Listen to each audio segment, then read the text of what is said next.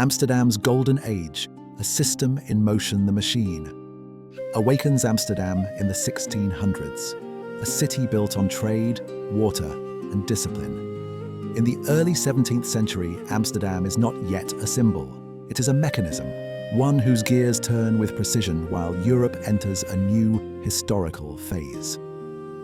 Long-distance trade expands exponentially. Capital accumulates in new hands. Information begins to move faster than armies.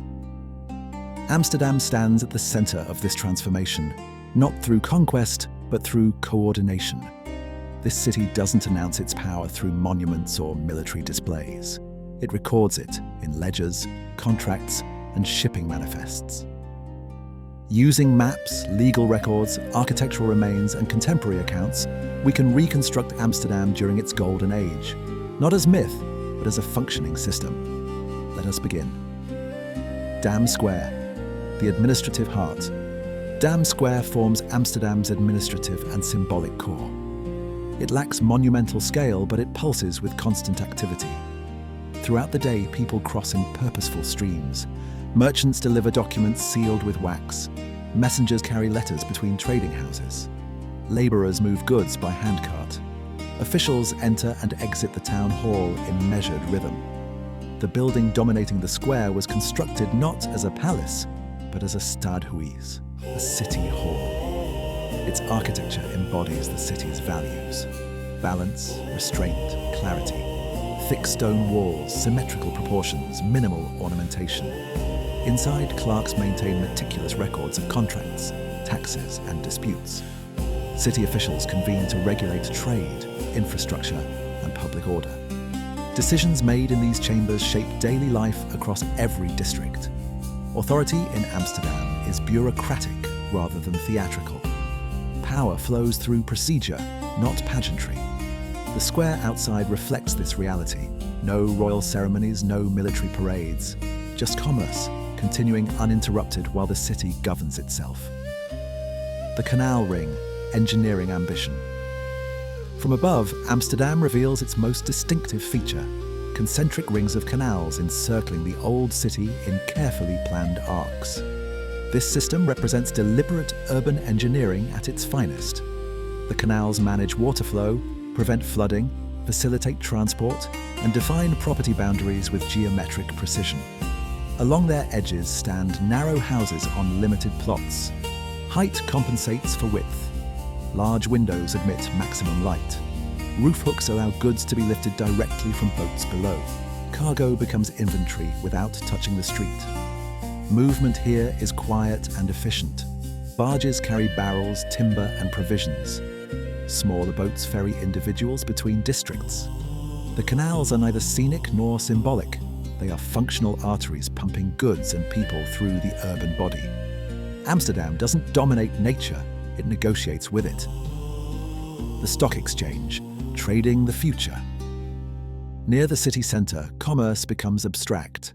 This is the Amsterdam Stock Exchange, established in the early 1600s.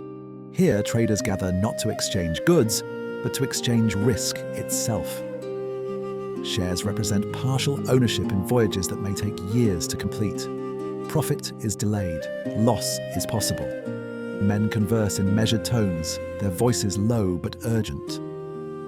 Contracts are written by hand, each word weighed. Information circulates through rumour, correspondence, and careful observation of ship arrivals. The exchange institutionalizes uncertainty. It allows risk to be shared rather than borne individually, an innovation that transforms capitalism forever. Investment becomes separated from physical presence. For the first time, Amsterdam begins to trade the future. The port, where abstraction meets labor. At the city's edge, financial abstractions return to physical reality. The port operates continuously, day and night. Ships from Asia, Africa, and the Atlantic world crowd the harbour. Crews unload spices, sugar, timber, textiles, and raw materials in practice movements. Secure that line. Everything is counted, weighed, recorded. The port is noisy but disciplined. Orders are short. Movements are rehearsed. Time matters. Ships must turn around. Goods must move. This harbour links Amsterdam to a global network of production and consumption. Goods arrive, are redistributed, and move onward to Europe's interior. The city's wealth is not stored here. It passes through. VOC headquarters, the East India House. Behind unassuming brick walls stands the Oost-Indisch Huis, headquarters of the Dutch East India Company. Inside, activity is subdued but consequential. Rooms are large but sparsely furnished. Tables overflow with ledgers, correspondence and maps, charting routes across 3 oceans. Directors meet to determine shipping schedules, cargo priorities, and military protection for trade routes. Clerks calculate costs and projected returns with exacting precision. Decisions made in these quiet rooms influence markets on distant continents, shape colonial administration, and provoke conflicts thousands of kilometers away. This is corporate power in its earliest form, private, organized, and global. Violence and profit coexist here, rendered legible through accounting. The Jordan, the human infrastructure west of the Grand Canals, lies the Jordan, where the city's laboring population resides. Streets are narrower here. Buildings are older, less uniform. Daily life unfolds in public view. Laundry hangs between windows. Women share tasks and conversation. Children occupy the streets. Craftsmen work with tools passed down through generations. These residents sustain the city's prosperity without sharing equally in its rewards. Their lives are shaped by routine and necessity rather than speculation and venture capital. The Jordan represents Amsterdam's human infrastructure. Without it, the entire system fails.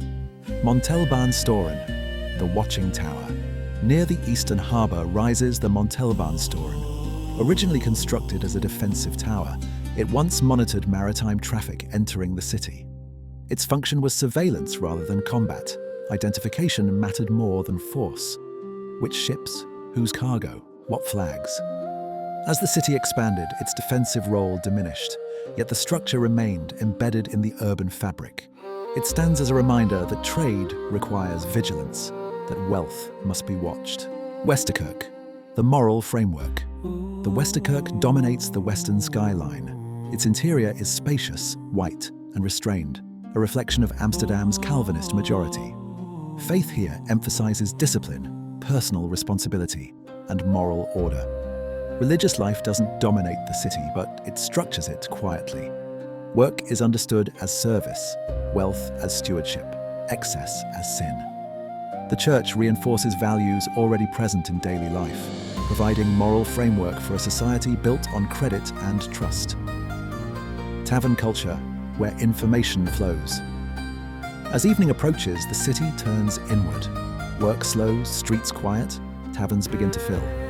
These spaces function as informal institutions, neither fully private nor entirely public. Inside, light is low. Wooden tables are worn smooth from decades of use. Mugs are lifted and set down again.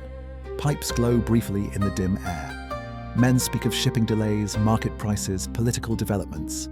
Information spreads orally, slowly, imperfectly. News is repeated, questioned, adjusted. Alcohol loosens speech, but social norms remain intact. Voices rise, then settle. Disagreements appear, but rarely escalate. Taverns extend public life beyond daylight. They complete the civic cycle, where the formal exchanges of Dam Square dissolve into the informal networks that make commerce possible. The system complete Amsterdam in the 17th century is neither romantic nor chaotic.